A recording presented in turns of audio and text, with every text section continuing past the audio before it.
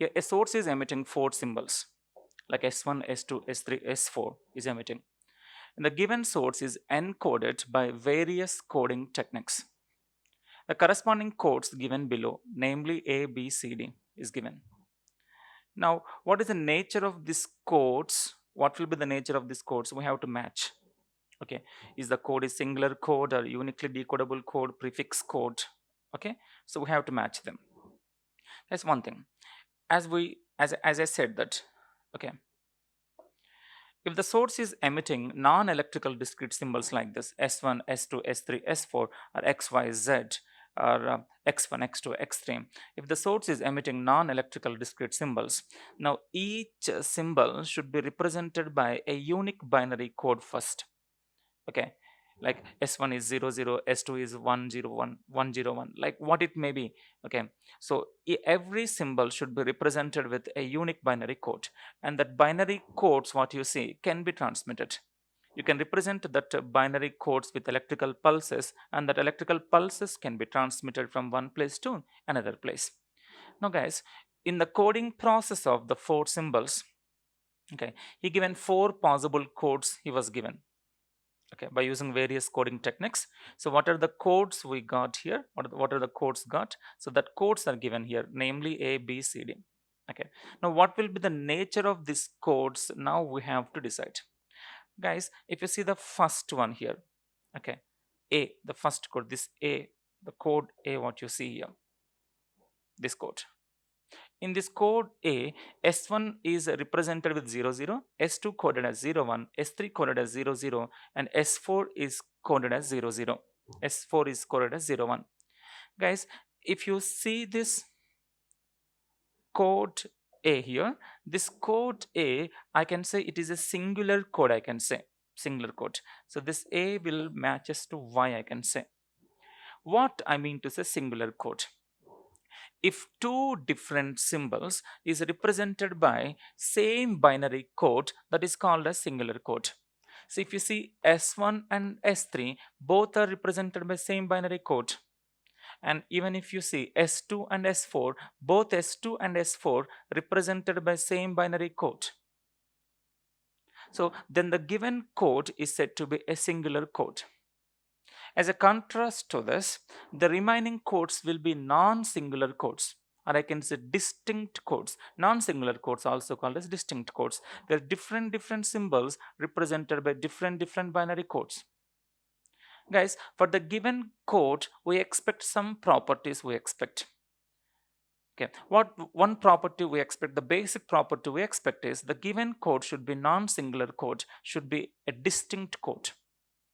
Okay, guys, if you see here, for example, if 00 is received at the receiver side, I'm receiving a binary sequence. In that binary sequence, 00 is there. Now it will be definitely a confusion for the receiver now, whether this 00 should be decoded as S1 and should be decoded as S3. Okay, that problems will be there in decoding process. So that's what. So this first code is looks to be undesirable code. I mean to say singular code, that is. Now remaining 3 codes B, C, D will be non-singular codes or distinct codes, I can say. Now if you see B, the code B. So guys, this code B, I can say it will be a non-singular code but not uniquely decodable. So B will matches with W, I can say, will matches with. Guys, how you can understand this? See this. So the code B, yes, it is non-singular code. Different symbols represented by different binary codes. That's okay. But what is the problem here is, for example, I am receiving as, okay, I'm receiving as 0, 1, 0, okay, 1, 0. I received a binary sequence like this. And this received binary sequence has to be decoded. Okay, that is a requirement.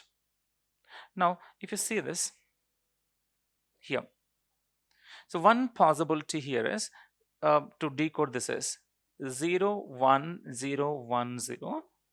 So we can decode like this 0, 1, 0. 0, 1, 0 corresponding to S2 here, and 10. 10 is corresponding to S4. You can decode like this.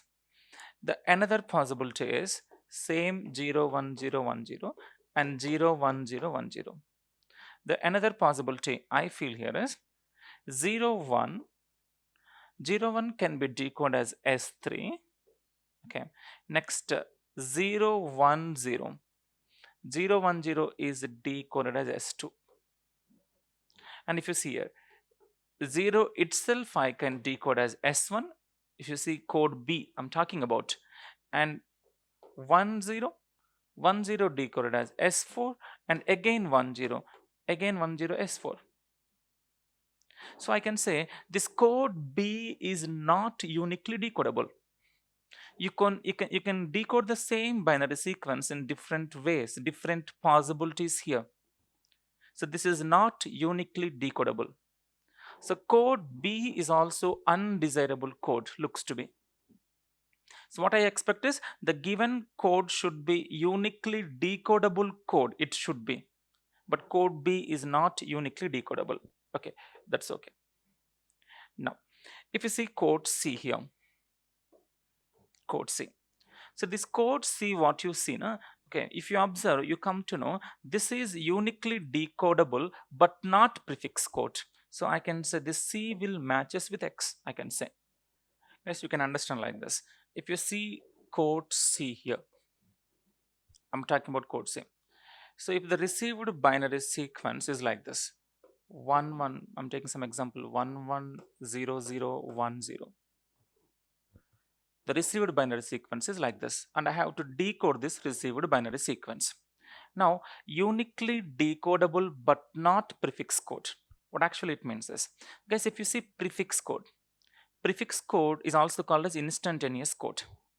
Means if you manage to decode the received binary sequence instantaneously, then that is called as prefix code or instantaneous code. And uniquely decodable but not prefix code. What actually it means is to decode the present code word, okay, you have to check for future bits. Means you cannot decode the present code word instantaneously. Okay, you to decode the present code word, you have to check for the future bits. Okay, that is called as uniquely decodable but not prefix code, I can say. That is uniquely decodable, that's okay, but not prefix code. Means you have to check for the future bits, okay, to decode the present code word. Like if you see in the code C, for example, the received binary sequence is like this, and I have to decode it. Look, see, observe it.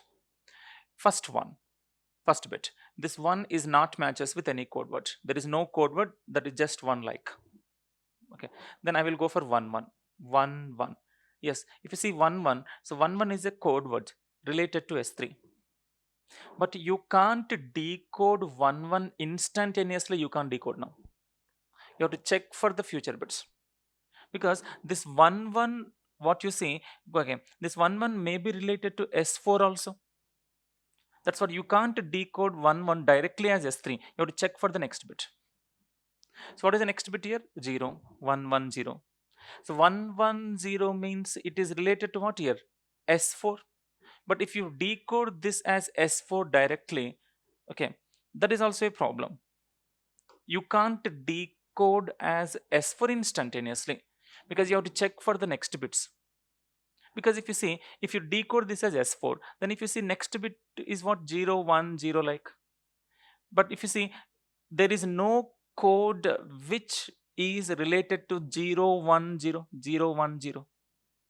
Okay, that's what, you should not code this as S4 now. That is a problem, because if you code this as S4 without checking the future bits, if you decode this as S4, then the problem will be in the decoding of remaining binary sequence. That's what, to decode this 110 as S4 also, first you have to check for the future bits. So guys, it is what you have to understand. So if you decode this as S4, remaining bits you can't decode. That's what, it's not S4, it should not be S4. So what you can understand is, so this is 1 1, you have to decode as S3. Okay, then if you see 0 0 0 0 will be S2, and 10. 10 will be S1. So that's what I'm saying.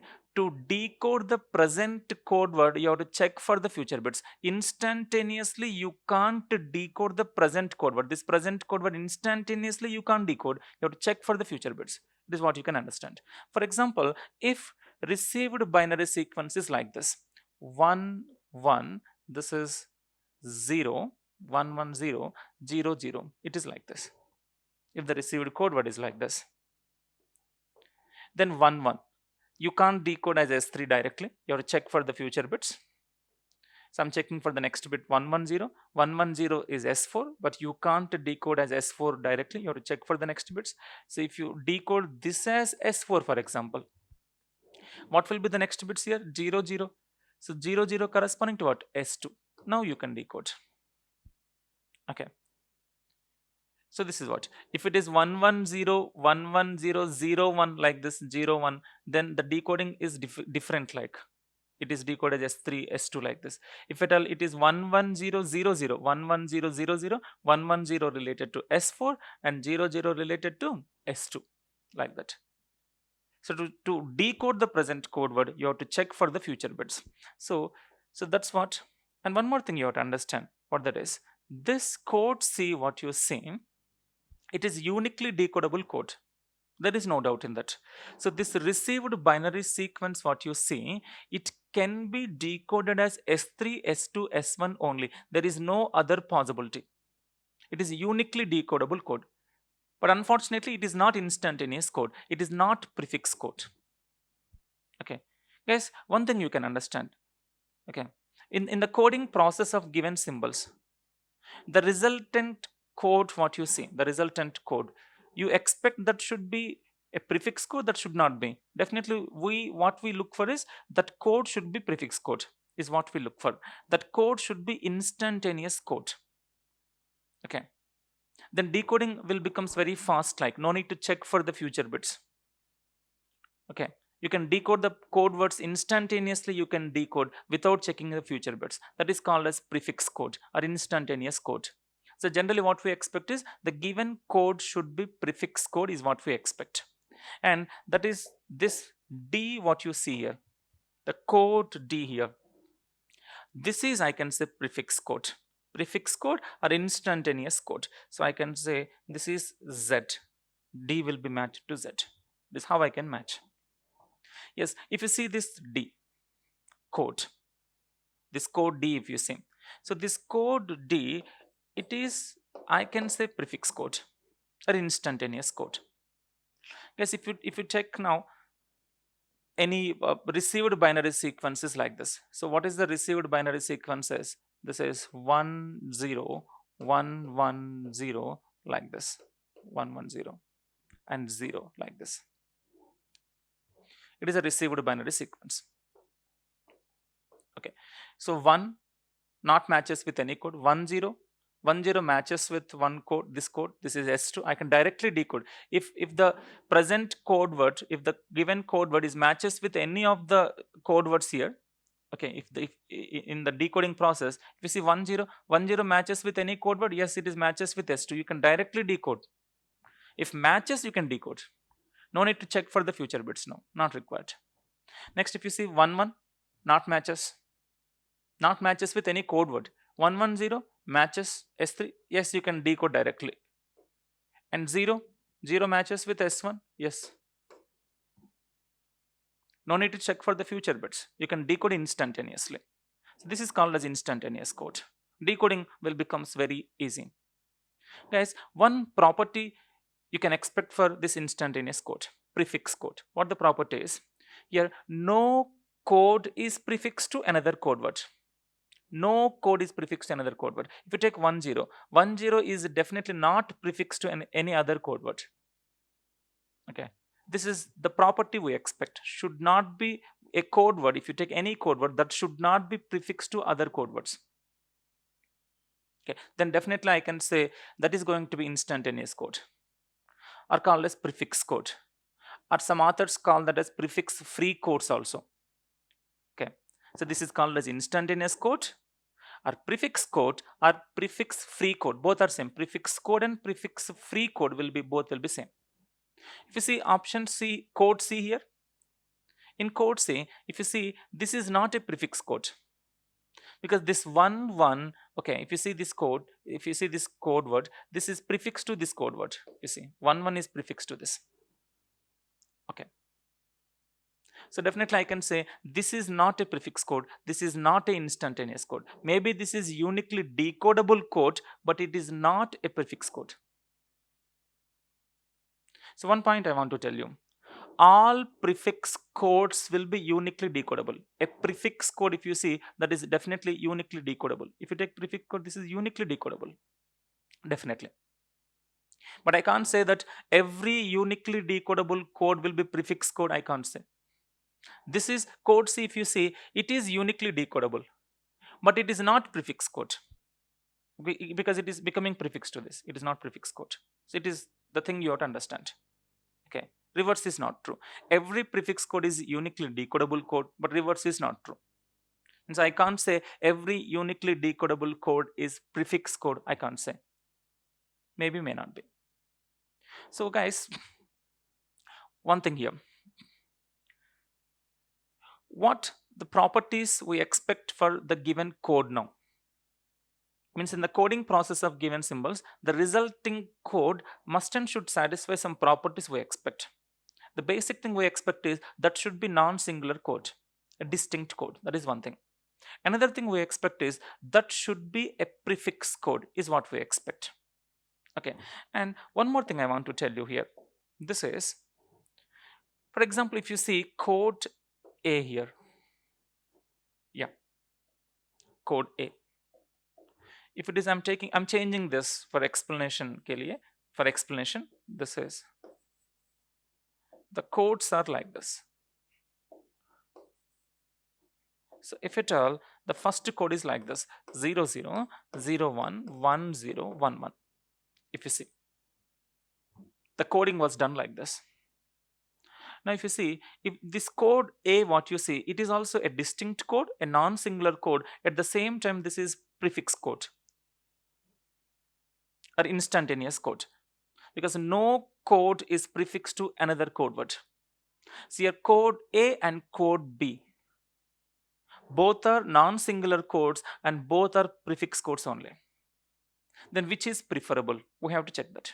And one more thing, this code A, what you see, I can call this as a fixed length code, because each code length is same, 2 bits. Whereas if you see code D, this is, I can say, variable length code, different symbols represented by different code lengths here. Different symbols having different code lengths, 1, 2, 3, 3. Code lengths are different. So it is fixed length code and this is variable length code. Then which is preferable? So I will go with this variable length code generally. Why? So to understand this, okay, let me give some data here. For example, what is the probability of these symbols to be emitted is given. PS1 is given as 0.5 is given. PS1, and this is PS1. Probability of S1 to be emitted is given as 0.5. PS2 is given as 0.25, PS3 0.125 and 0.125. This is probabilities are given. It is PS1, PS2, PS3, PS4.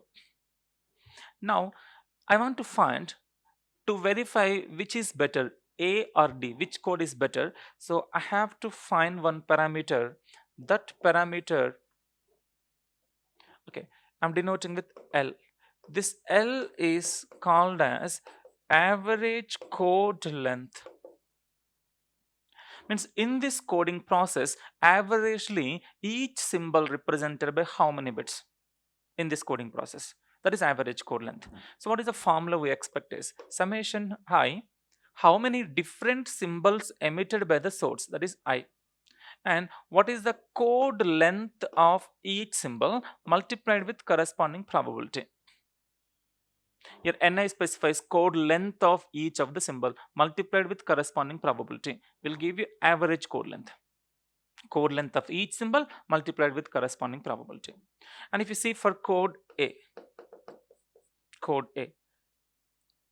if you try to find out average code length, what is the code length of first symbol? 2 multiplied with corresponding probability 0.5 plus what is the code length of second symbol? 2 multiplied with corresponding probability plus it's go on. Now if you see, if you take 2 common, because code length of each symbol is 2 only, you can take 2 common, then you have to add all these probabilities 0.5 plus 0.25 plus 0.125 plus 0.125, you will get that is 1. So that is 2 bits per symbol. Of course, averagely each symbol represented by a fixer of 2 bits, you can say. And if you see for code D, what will be the average code length if you try to find out? L. What is the code length of first symbol? 1 multiplied with corresponding probability 0.5 plus code length of second symbol is 2 multiplied with corresponding probability 0.25. Okay, and plus it's go on. Yes, if you do this, you come to know this is 1.75 bits per symbol. This is, if you want, you can check it. Now guys, I can say in code D, averagely each symbol is represented by 1.75 bits is what you can say. Whereas in code A, averagely each symbol represented by 2 bits. So definitely which one is the better here? Code D will be better, because if average code length is minimum, averagely each symbol represented by less number of bits, then altogether the bit rate of the given system is very low. Altogether, how many bits generated from the given system, that is going to be low. If the bit rate is minimum, then corresponding channel bandwidth requirements will be minimum. As we always look for channel bandwidth requirements should be as minimum as possible, and we take that as advantage. So to take that advantage of channel bandwidth requirements should be minimum as possible. Definitely I will go for L should be as minimum as possible. I will go for. So average code length L should be as minimum as possible. So this is one important point in coding process. So now I will make it like this, guys. When you can call the given code as a optimum code, the best code, optimum code, I can say 2 conditions has to be satisfied. One is the given code should be a prefix code. That is one thing, prefix code or instantaneous code. The second condition is the average code length should be as minimum as possible. Okay, if these 2 conditions are satisfied, I can call that as a optimum code. So in this 4 codes, which is optimum code, I can say this code D will be optimum code, because average code length is minimum here, and at the same time this is a prefix code. So code D will be optimum code. Okay, now guys, one thing in practical communication, to perform coding of the given symbols, we use 2 coding techniques mainly, that is Shannon-Fano coding and Huffman coding. These 2 coding techniques we will go for. And Shannon-Fano coding and Huffman coding both will give you prefix codes only. Both will give you prefix codes. But then which is better, Shannon-Fano coding or Huffman coding is better? Generally I can say Huffman coding will be better, because and comparatively Huffman coding will give you the minimum average code length compared to Shannon-Fano coding. Okay, the average code length will be minimum we expect in Huffman coding generally. So Huffman coding I can say will give you optimum codes generally. And one more thing is, so to make sure of the average code length to be as minimum as possible, so in the coding process they will follow some trick here. What is the trick they will follow is, if the symbol is having high probability, guys, if you take S1 is having high probability 0.5, means the chances of S1 to be emitted, that is definitely is going to be high, 50% chances for S1 to be emitted. If the symbol having high probability, that symbols will be represented with less number of bits. If a symbol is more frequently occurs, very frequently the symbol is going to be generated. Probability of occurrence, probability of a symbol to be emitted is very, very high. Then those symbols are represented with less number of bits. And if a symbol having less probability, if you take S3, S4, the probability of S3 and S4 to be emitted is very less. Means S3 and S4 will be generated very rarely, I can say. Very rarely, and S3, S4 will be generated. And such kind of symbols is represented with high number of bits. It is a trick they will follow.